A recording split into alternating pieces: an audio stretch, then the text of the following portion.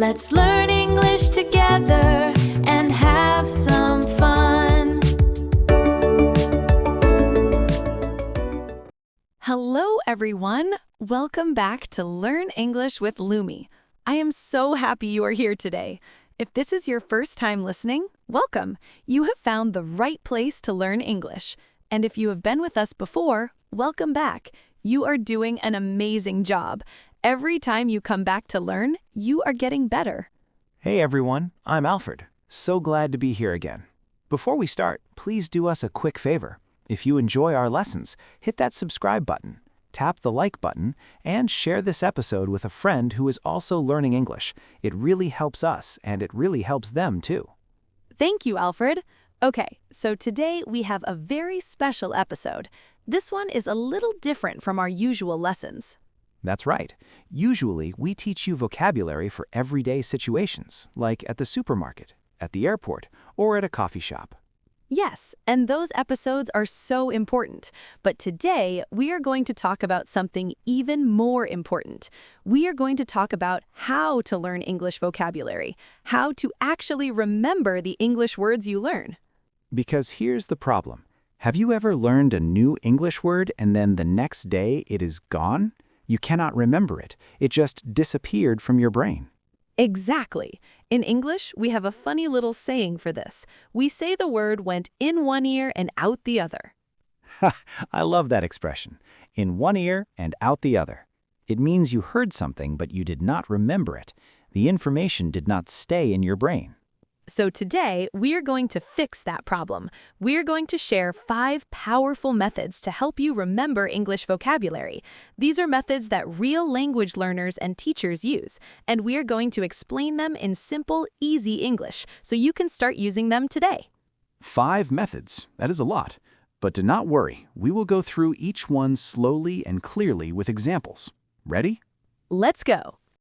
Okay. Before we learn the 5 methods, let's talk about why we forget new words, because understanding the problem will help us find the solution. Good point. So why do we forget? Well, the number one reason is very simple. We do not use the word enough. That's right. Think about the first English words you ever learned. Words like hello, thank you, and goodbye. You will never forget those words. Why? Because you use them every single day. Exactly. But if you learn a new word and you only see it one time, your brain thinks, okay, this is not important, and it throws it away. Another big reason is that many people learn vocabulary like shopping. Shopping? What do you mean? Well, imagine you have a textbook. Unit 1 is about food, Unit 2 is about sports, Unit 3 is about clothes. So you go to the food chapter, you collect some words, put them in your bag. You go to the sports chapter, collect more words, put them in your bag, and you think, great, I have lots of vocabulary. Ah, but the words are in your bag. They're not in your head. Exactly. The words are in your notebook. They are in your app. They are in your bag. But they are not in your brain. And that is the problem. So what is the solution? The solution is to learn words deeply. Do not try to learn 100 words badly. It is much better to learn 10 words deeply, so you can actually use them when you speak. Quality is more important than quantity. I like that. Learn fewer words, but learn them deeply. Okay, let's get into the 5 methods. Method number 1. We call this the word hunter method. This is one of my favorite methods because you can do it every day, anywhere. A word hunter. I like the sound of that. So how does it work? It is very simple. When you wake up in the morning, you remind yourself, today I am going to look for English words I do not know. You can put a little note on your phone or a sticky note on your door or on your mirror. Just something to remind you. Okay, so you set a reminder. Then what?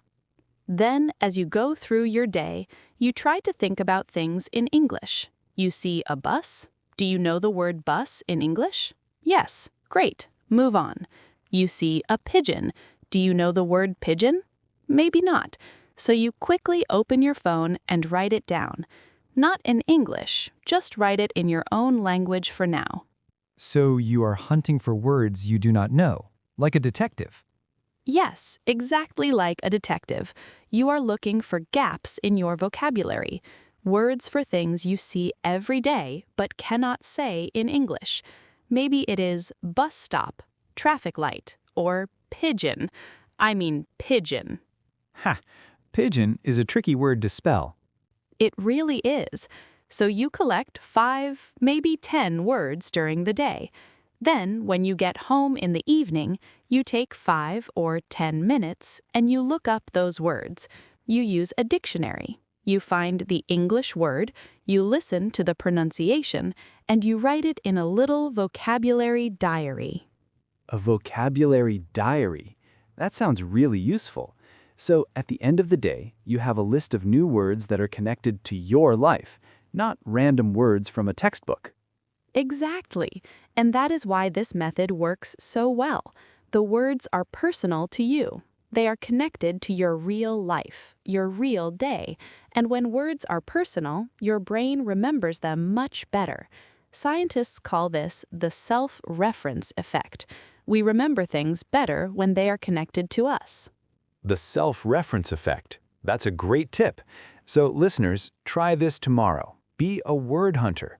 Look for words you do not know. Write them down and look them up in the evening. Okay, method number 2. Lumi, what is the next method? Method 2 is called discover, practice, review.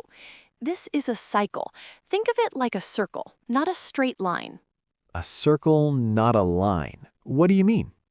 Well, some people think learning vocabulary is like walking along a road. You learn word 1, then word 2, then word 3, and you keep going forward. But that is not how our brain works.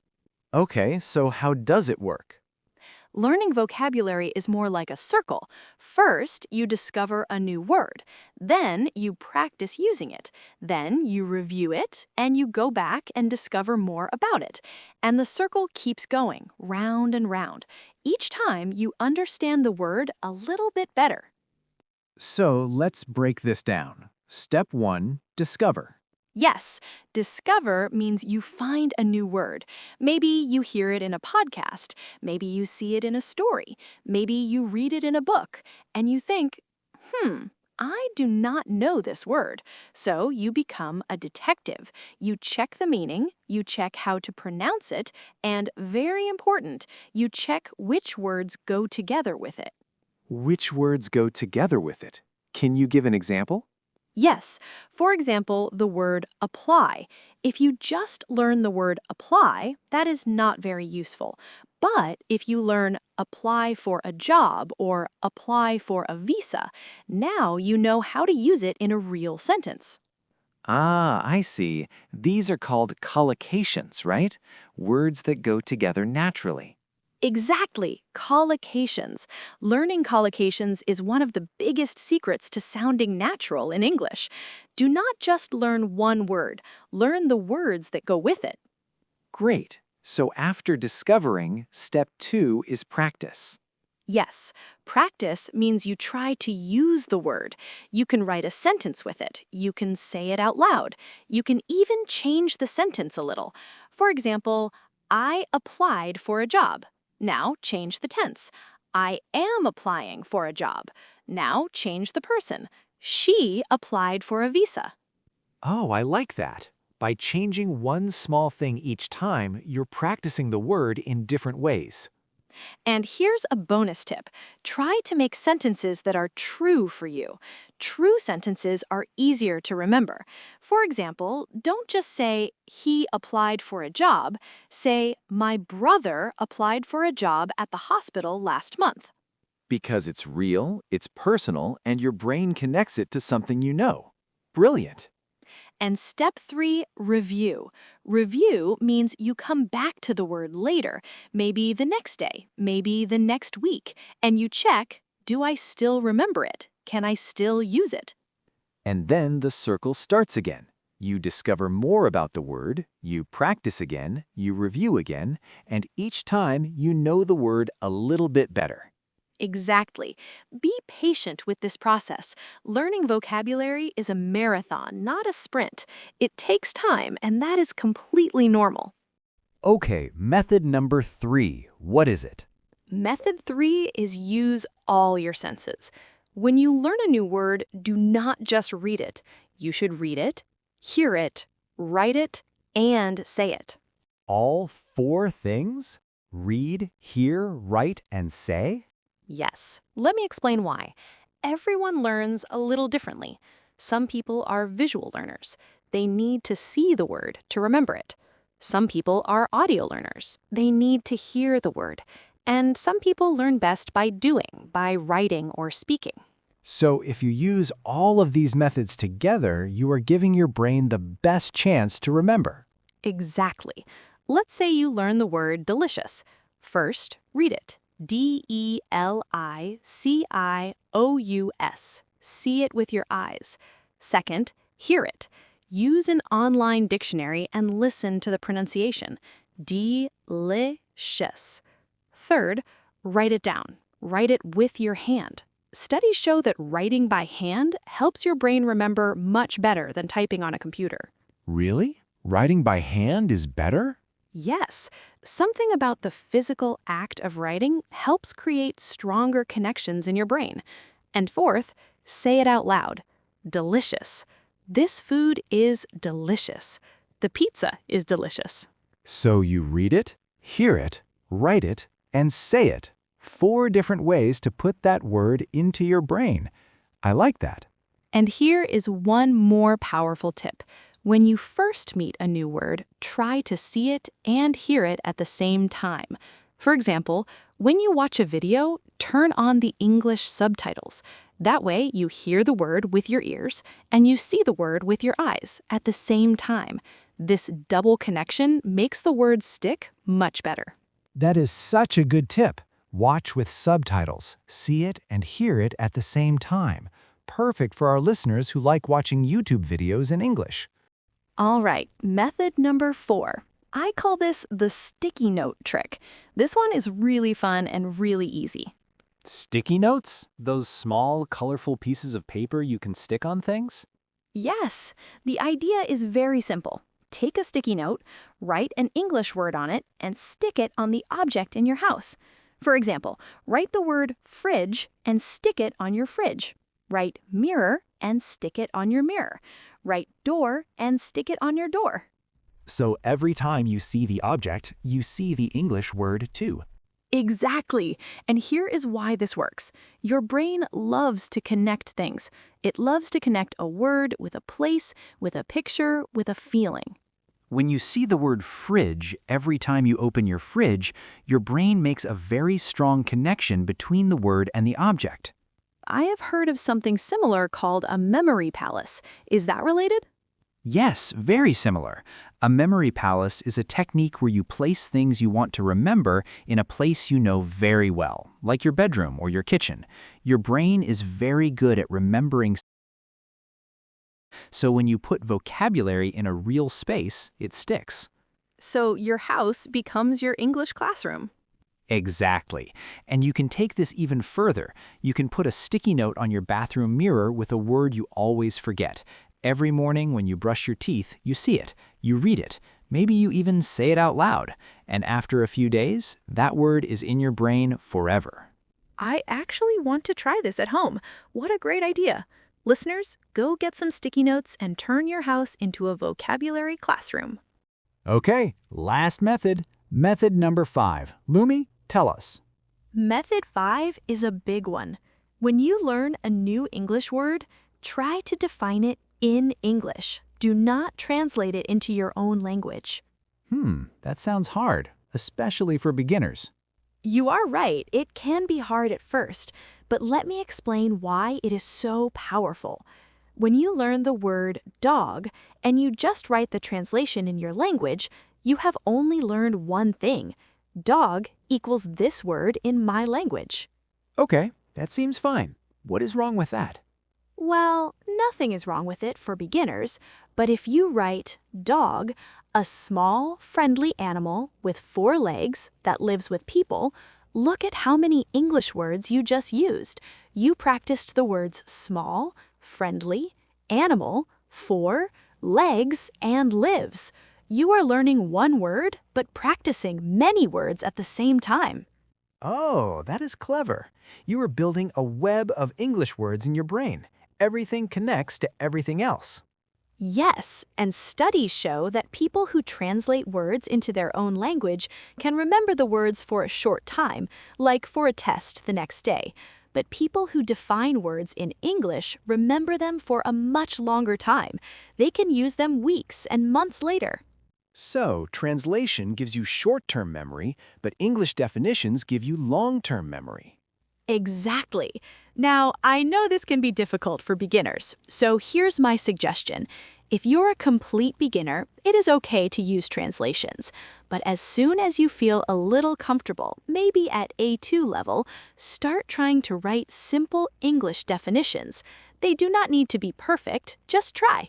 And this connects to what we talked about in an earlier episode, thinking in English. When you define words in English, you are training your brain to think in English, not to translate. That is a perfect connection, Alfred. If you missed that episode on thinking in English, we'll put a link in the description below. It goes very well with today's lesson. Before we finish, I think we should talk about mindset, because I know a lot of our listeners feel frustrated when they forget words. Yes, this is so important. Let me tell you something that will make you feel better. It is completely normal to forget words. It is normal. Even native English speakers forget words sometimes. That is true.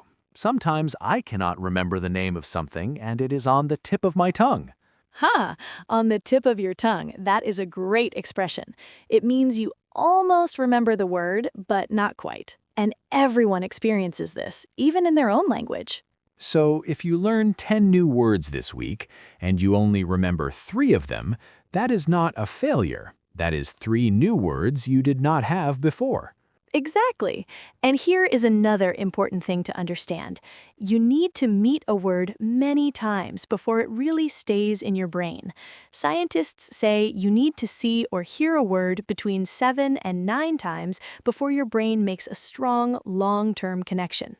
7 to 9 times. So if you forget a word after seeing it once or twice, that is completely normal. You just need more contact with that word.